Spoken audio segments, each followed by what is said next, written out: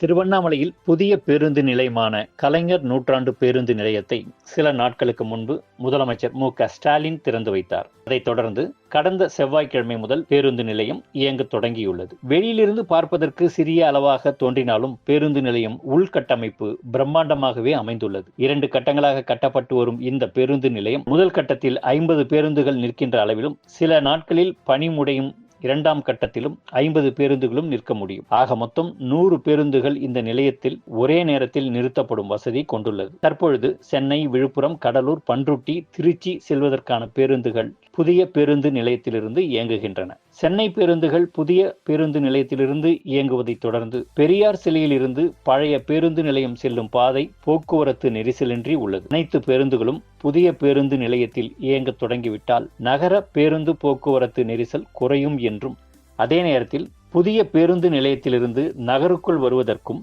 பழைய பேருந்து நிலையத்திற்கு வருவதற்கும் குறைந்த கட்டணத்தில் ஆன அல்லது கண்காணிக்கப்பட்ட கட்டணத்தில் ஆன ஆட்டோ வசதியும் நகர பேருந்து வசதிகளும் ஏற்படுத்தி தர வேண்டும் என மக்கள் கோரிக்கை விடுத்துள்ளனர்.